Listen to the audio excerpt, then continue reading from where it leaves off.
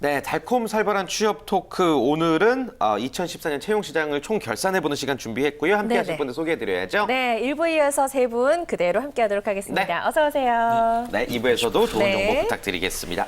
오늘의 주제 잠깐 말씀해드리긴 했지만요. 저희가 또 자막도 준비했어요. 봐야죠. 네. 자, 오늘의 주제는 2014년 채용시장 총 결산입니다. 네. 이제 뭐 연말이다 보니까 한 해를 돌아보는 이야기들 참 많이 하고 있는데요. 올 한 해 동안 채용시장에 화제가 됐던 다양한 이슈들 다시 한번 짚어보도록 하겠습니다. 네. 어떤 것들이 생각나세요? 뭐 크게 한 세 가지 그룹을 나누면요. 일단 뭐 열린 채용이 조금 좀 확산되고 있고요. 두 번째로 뭐 인문 소양을 좀 중시하고 직무 중심으로 자꾸 가고 있다. 아까 앞 시간에도 말씀을 드렸습니다. 그다음에 제 나름대로 이제 뭐 소감을 말씀을 드리자면은 뭐 인구론, 뭐 지여인, 그다음에 뭐 잘 아시는 것처럼 뭐 굳이 말씀드리자면 이제 뭐 열정페이 제가 한번 다뤘던 거거든요. 네, 맞아요. 필요들이 참 많았어요. 예, 뭐 공유족, 빨대족. 재밌는 것은요. 자발적 아싸족이랑 또 있는데 예. 요즘은 이제 스펙을 많이 만들기 위해서 스스로 이제 아르바이트는 안 한다는 거죠. 예, 공부하기 위해서 아르바이트 해야 되는데 그다음에 이케아 세대라는 것도 있습니다. 이케아 세대. 이케아 효과라는 것도 있지만 이케아 그룹이 한국에 와서 지금 자리를 잘 잡고 있는데 그것은 조금 단가가 좀 싸요. 그렇죠. 예, 그러니까 이제 우리나라 젊은 그 취직이 되면은 조금 이제 고급 능력을 갖고 있지만 조금 뭐라고 할까요? 좀 대가를 제대로 못 받고 이렇게 쓰이는 그런 좀 그런 측면을 보여주고 있고요. 그다음에 잉글리시 푸어라는 거 영어 공부를 하기 위해서 학원비를 마련해야 되니까 빌어지는 그런 것도 좀 있고 가장 이제 가슴 아픈 것은 청년 실신이라는 것도 있습니다. 청년 실신? 네, 그러니까 뭐 청년 실업자. 그다음에 신용 불량자를 합쳐서 청년 실시라는 게 나오니까 하여튼 요 얘기 말씀드리면서 가슴도 짠하고 그러네요. 우리 집에 있는 수연아 너도 좀 정신 좀 차려라 이런 얘기를 좀 드리고 싶습니다. 그러니까 많이 나왔던 키워드들이 하나같이 조금은 부정적인 것들이네요. 그러니까요. 다. 씁쓸하기도 하고 그런데 예. 어쨌든 뭐 올해 채용 시장에서 계속 이야기됐던 화두들이 뭐 스펙 초월, 열린 채용 아니었습니까? 그럴 때일수록 이제 나만의 스토리가 중요하다 저희가 여러 번 이야기를 했는데 나만의 스토리 참 쌓는 방법이 쉽진 않잖아요. 어렵죠. 예. 일단은 스펙 초월하고 열린 채용에 대한 이야기부터 잠깐 하고 넘어가면 스펙 초월이라고 하는 것은 사실 뭐 시대적으로 요구되는 일입니다. 예, 우리가 한 기업도 몇 개 기업들이 이렇게 요구해서 되는 것이 아니고 밈노믹스라는 책에 보면 인류가 발달하는 8가지 모델에 대해서 얘기를 하고 있는데 그 중에서 지금 현재가 7단계 그러니까 노랑에 와 있다는 거거든요. 그래서 제가 책이 굉장히 두껍고 그래서 뭐 다 말씀은 안 드립니다만 어쨌든 7단계 오게 되면 스펙 초월의 현상들이 일어난다는 거예요. 그래서 그건 반드시 이제 일어나는 그 시대적인 분위기인 것 같고요. 자, 근데 이걸 극복하기 위해서 이제 스토리 쌓기가 중요하다라는 것으로 이제 대두가 되고 있는데 사실 스토리 쌓기는 할 수 있지만 그 스토리를 보여주기는 굉장히 어렵습니다. 사실 제가 어떤 스토리가 있다 하더라도 면접을 보거나 또는 자기소개서에다가 그 스토리를 길게 쓸 거잖아요. 근데 길게 쓴다고 한들 앞에 있는 사람은 그거를 잘 보지 않는다는 거죠.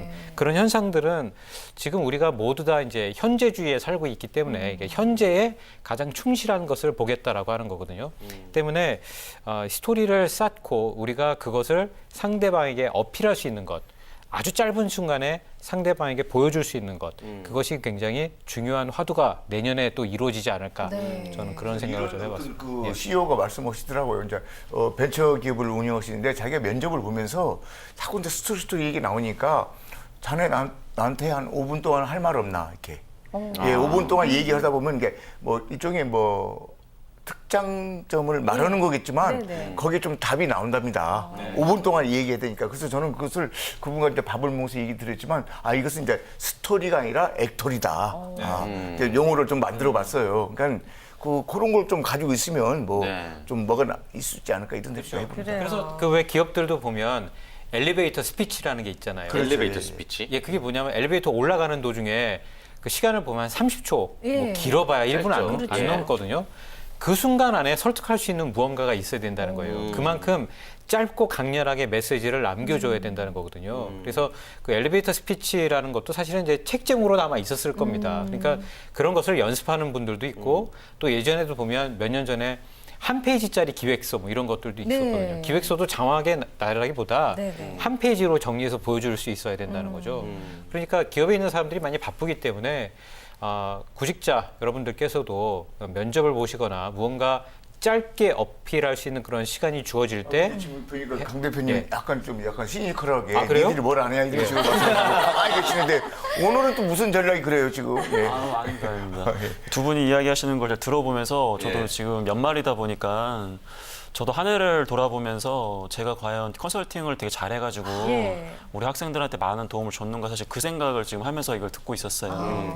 그 올해 이제 컨설팅 했었던 내용들을 좀 종합해 보면 올해 만에 이제 총 결산이 될 거 아니에요. 예. 어떤 내용들 많이 좀 이야기해 주셨나요? 그래서 지금 저희가 스펙 초월과 열린 채용을 이야기를 하고 있는데 네. 과연 저는 이 부분에 특화돼서 컨설팅을 하였느냐? 사실 전혀 안 했거든요. 그 말은 뭐냐면 저는 철저하게 자본주의에 의해서 움직이는 어떻게 보면 컨설턴트잖아요. 그렇죠. 합격 기술만. 예, 예. 네, 시장 경제에 움직이는 사람인데 저를 포함해서 주변 경쟁사들의 시장 조사를 해보면 그 어떤 곳에서도 열린 채용과 스펙 초월과 관련돼서 컨설팅을 진행하지는 않았습니다. 그 얘기는 무슨 뜻이냐면 제가 예전에도 얘기 드렸지만 이 스펙 초월과 열린 채용이 화두화된 것은 맞지만 태동기이기 때문에 아직까지 우리 지원자들이 그것을 체감할 정도의 규모가 되지 않는다는 뜻이에요. 그렇기 때문에 저희 같은 사람이 움직이고 있지 않다는 뜻이거든요. 그 말은 뭐냐면 분명히 이 스펙 초월과 열린 채용은 저희가 굉장히 이슈하고 있다는 뜻은 이걸 뉴스화하고 있다는 뜻은 이 실제 현장에서는 굉장히 극소수라는 얘기입니다. 그렇기 때문에 이게 뉴스화가 되고 있는 거예요. 이게 만약 당연한 거라고 했다면 뉴스화하지도 않습니다. 물론 내년에는 지금보다 이런 것들이 계속해서 증가되고 있는 건 맞지만 항상 이 기업 즉 아무리 국가 정부에서 이런 것들을 좀 아까 대통령 뭐 청년위원회에서도 이런 가이드를 주고 이런 것들을 계속 제시하겠지만 절대로 그 기업의 흐름을 국가기관이 그런 것들을 바꿀 수는 없다라는 거죠.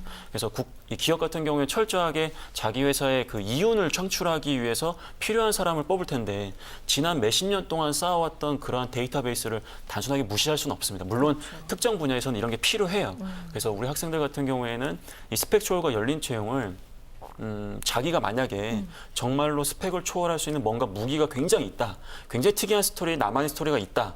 그런 것들을 살릴 필요는 있겠지만 그런 걸 요구하는 회사는 많이 없다라는 것도 반드시 주의사항으로 짚고 거기에 대한 대비가 또 필요하다는 걸 좀 말씀드리고 싶어요. 네, 정말 또 알기 쉽게 왜 이런 것들이 강조되고 있는지도 좀 네, 설명을 네. 해주시고 그 이면도 이야기를 많이 해주셨는데 네. 그리고 이제 또 하나 올해 채용 시장을 돌아보면 뭐 이슈가 되는 화두가 이제 인문학이었습니다. 인문학, 그 예. 굉장히 뜨거웠죠. 저희는 예. 인문학이라는 단어를 진짜 5,000번은 이야기한 것 맞아요. 같은데 네네. 그 인문학적 소양을 갖춘 인재들의 장점을 뭐라고 네. 보세요? 저 이제 전공이 이제 문학이거든요. 네. 문학을 전혀 저희 때 이제 80년대 초반에 취직이 안 됐습니다. 취직이 안 되면 뭐 원서 취직이 안 된다는 건 좀 너무나 어불성설이고 원서를 못 냅니다.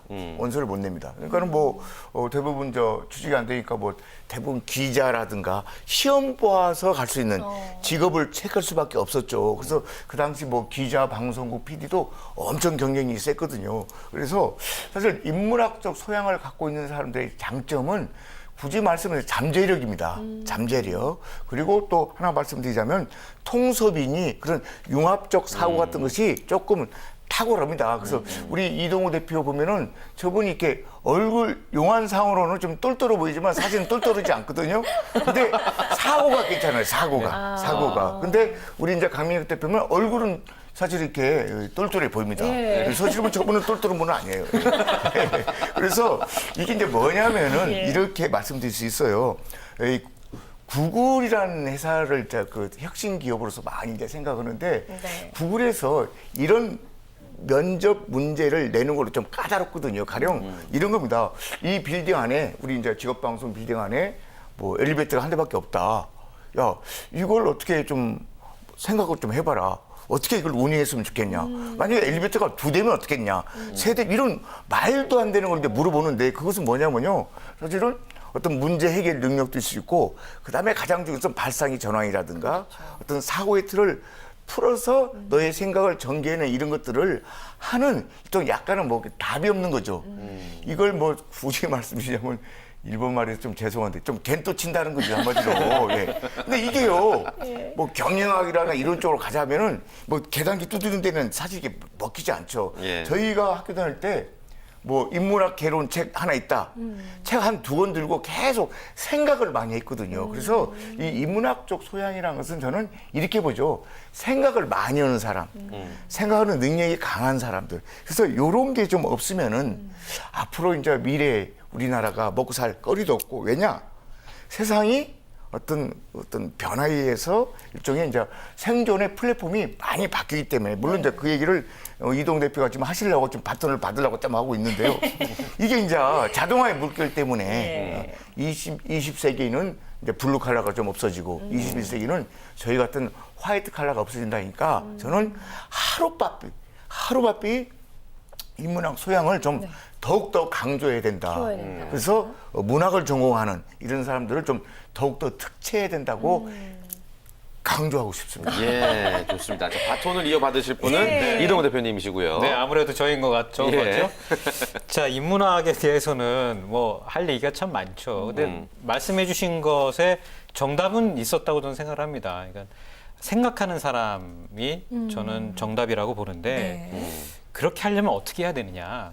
저는 역시 책을 읽어야 된다. 근데 책을 무식하게 많이 읽을 필요가 없습니다. 그러니까 예를 들면 그 레미제라블 장발장 아시죠? 네. 그 장발장을 우리나라 사람들은 보통 요 정도 두께의 문고판을 생각을 해요. 네. 근데 원래 실제 오리지널 버전 읽어보면 한 이만큼 두껍습니다. 아, 그래요? 굉장히 굉장히 두꺼운 책이거든요. 그래서 그 시대에 일어났던 모든 정치 사상부터 역사에 대한 이야기까지 다 다루고 있는 게 사실은 그 장발장이라는 소설이거든요. 그래서 사실은 보면 우리는 대부분 책을 읽는다 하면 뭐 책을 요약본을 읽는다든지 또는 문고판을 읽는다든지 하는데 그런 거를 하지 말고 제대로 된 것을 좀 한 권을 보는 게 좋다. 그래서 예를 들어 사람들이 이제 로마인 이야기도 이야기를 많이 합니다. 네. 근데 로마인 이야기도 처음에는 뭐 1권부터 16권까지 있는데 처음에 샀다가 몇 권 안 있다가 그냥 다 포기하거든요. 그러다 보면 한니발이 로마인인지 다른 나라 사람인지 그것도 사실 구별을 못하는 경우가 많아요. 근데 문제는 기업에서 인문학적 소양을 뭐 검증하겠다고 하면서 그런 거를 예전에 뭐 수능에 역사 문제 다루듯이 이렇게 문제를 내는 것은 저는 정답이 아니라고 보고 네, 네. 그 사람이 정말 생각을 하는 사람인지를 판단할 수 있는 그런 질문들을 던져야 된다는 거죠. 그래서 지금 보면 아까도 이제 스펙초월에 대해서도 우리가 얘기를 했는데 지금 뭐 8대 스펙, 뭐 10대 스펙이 있지 않습니까? 네, 네. 저는 이게 거의 8대 불가사리 같아요.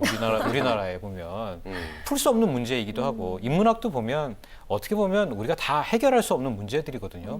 근데 한 가지 우리가 좀 추세를 볼 것은 오늘 아침 뉴스에 나온 내용인데 삼성그룹에서나 이제 다른 기업에서도 인문학 강의를 몇 년 전에는 더 많이 사장단 강의에 유치를 했다가 올해는 10%대에 머물렀다고 합니다. 네. 그러니까 인문학을 굉장히 강조하다가 이제는 먹고 사는 게 걱정이니까 경영학 강의가 많이 늘어났다는 거예요. 다시. 예, 그런데 인문학적 소양은 예전에도 중요했고 앞으로도 중요할 거니까 인문학을 열심히 공부해야 된다라고 생각하면 올해 내년에는 좀 더 다른 역풍을 맞을 수도 있다. 그래서 지금 인문학도 중요하지만 발달하고 있는 기계 시대 굉장히 중요하거든요. 그래서 그런 부분에 대한 연구도 저는 꼭 필요하다고 생각을 합니다. 네, 좋습니다. 자, 뭐 올해를 뜨겁게 달궜던 키워드들은 몇 가지가 나오고 있는데요. 예, 또 예. 직무 역량 강화라는 부분도 우리가 이야기를 안 나눌 수가 없습니다. 예, 이 부분은 강력 대표님한테 먼저 좀 여쭤봐야 될 것 네네. 같은데 직무 역량 중심으로 채용을 하게 될 경우 우리 취준생들은 어떻게 취업 전략을 짜는 게 제일 현명하다고 보시는지요? 직무 역량에 대한 개념을 우리 학생들이 잡기는 굉장히 어려워요. 네, 네. 이게 지금 저희가 지금 어떻게 쌓아야 되느냐에 대한 부분을 얘기를 많이 하고 있는데 네. 결과적으로는 학생들이 이걸 발휘해서 뭔가 실체가 있어야 되거든요. 왜냐하면 그걸 증명해야 되기 때문에. 그렇죠. 난 이걸 쌓았다라고 이야기하는 것은 좋은 표현은 아니고요. 직무 관련된 지식과 스킬을 쌓아서 내가 관련 경험에 적용해서 나만의 방법으로 좀 더 좋은 결과를 정량적인 걸로 냈다라는 것을 증명하는 게 굉장히 중요합니다. 네. 그렇기 때문에 우리 학생들은 단순하게 직무 관련된 공부를 한다라고 추상적인 개념 잡지 마시고 공부를 하면 행동으로 옮기셔야 돼요. 네. 예를 들어서 경영학에서 무엇을 배웠다. 그러면 거창한 게 아니라도 아르바이트 하면서라도 그런 것들을 적용해 보셔야 돼요. 적용해 보고 현장에서는 이게 이렇게 적용되지 않구나. 혹은 현장에서는 이 책에서 배웠던 지식이 이렇게 활용되는구나. 그런 것들을 얼마나 많이 갖고 있냐가 중요하고 본인이 지원한 직무에서 관련된 성과를 낼 수 있었다는 걸 증명하는 게 가장 중요한 것 같습니다. 네. 제가 하나 좀 말씀드리려면 저는 그것은 이제 직무 알고리즘이라고 하는데요. 요 부분을 잘하는 두 분이 그런 걸 잘하시거든요. 그러니까 그 알고리즘 어떤 시스템을 가지고 자기가 이제 먹고 사시는 거거든요. 그래서 저는 이제 그 취업을 준비하시는 분들한테 전공별로 자기가 가고 싶은 뭐 홍보는 홍보다. 그다음에 인사면 인사를 하면 그것을 한 장짜리로 로직을 만들어서 이게 어떻게 시스템이 되어 있다는 것을 가지고 있으면 거기다 숫자만 집어넣으면 되는 건데요. 우리는 대학 다니면서 우리나라 대학이 직무 중심으로 절대 교육을 안 시키거든요. 페이퍼 중심으로 하기 때문에. 그래서 아까 행동을 옮겨서 해보는 것도 좋지만 도식화 시켜서 로직을 가지고 있으면 거기다 자기 생각을 결국은 이제 면접 때 그 얘기를 해야 되기 때문에 그런 알고리즘 시스템을 구축해보는 훈련이라고 할까요? 이런 것을 네. 해보시면 조금 면접에는 도움이 되지 않을까 생각합니다. 네. 이동호 대표님도 이 직무 역량 평가에 대해서 또 한마디 해주셔야죠. 직무 영향 평가가 안 드러나게 되는 것은 저는 뭐 단순합니다. 기업들이 너무나 먹고 살기 힘들고 그다음에 채용한 인원을 바로 현장에다 투입하기 위해서 하는 거거든요. 예전에 제가 이제 직장 생활을 할 때도 보면 뭐 연수원에 들어가서 뭐 공부도 하고 뭐 이렇게 배치된 다음에도 OJT도 하고 했었는데 네. 이제는 그런 기간들이 너무나 줄어들었습니다. 그러니까 뽑자마자 바로 일을 시켜야 되는 거죠. 예. 그러니까 지난 방송에서도 우리가 증권사에서는 경력 사원들 중심으로 이렇게 수시 채용을 한다는 얘기를 했었잖아요. 네. 그런 게 보면 이제는 시대가 많이 바뀌었고 그러나 그것은 학교에서는 절대 배울 수가 없습니다. 그거는 회사에 가서 배우게 되는 일이거든요. 일하면서. 예, 저도 사실 예전에 그 언론사에 들어갔을 때 경험을 보면 출근하자마자 며칠 있다가 기업 300개 리스트를 저한테 탁 던져주는 거예요. 네. 엑셀 리스트인데 6개월간 돌아다니고 나서 리포트를 제출하라는 거예요. 300개 기업을. 그럼 6개월간 하루에 몇 개씩 가야 300개 기업을 갈 수 있는지 한번 계산을 해보세요. 네. 제가 많이 갔을 때는 하루에 7개 기업도 갔었거든요. 그렇게 되면 정식적으로 점심시간에 앉아서 밥을 먹는 건 불가능합니다. 그러니까 강남에서 강북으로 또는 강북에서 강남으로 내려갈 때 뭐 햄버거를 사서 먹는다든가 네. 이동하면서 밥을 먹어야지 불가능한 일이거든요. 그러니까 실질적으로 업무가 떨어질 때는 그렇게 떨어진다는 거죠. 뭐 제가 공대가 아니기 때문에. 그러니까 현장에서 바로 일할 수 있는 어떤 근성, 네. 뭐 열정 이런 것들을 보는 이유가 우리가 볼 때는 학교에서 배우는 것은 기업에서는 별 쓰지 않고 사용되지 않으니까 새로 배워야 된다. 그래서 아마 그런 직무 능력 평가 뭐 이런 것이 대두가 되는 것 아닐까라는 생각이 듭니다. 네, 맞습니다. 자, 이렇게 해서 오늘 달콤살벌한 취업 토크 시간에는요, 올 한 해 동안의 채용 시장에 있었던 다양한 핫 키워드들 쭉 살펴보고 한번 정리해보는 시간 가져봤습니다. 네, 정리가 아주 깔끔하게 잘 된 것 같은데요. 네. 오늘도 귀한 시간 내주신 세 분과는 인사 나누겠습니다. 고맙습니다. 고맙습니다. 고맙습니다.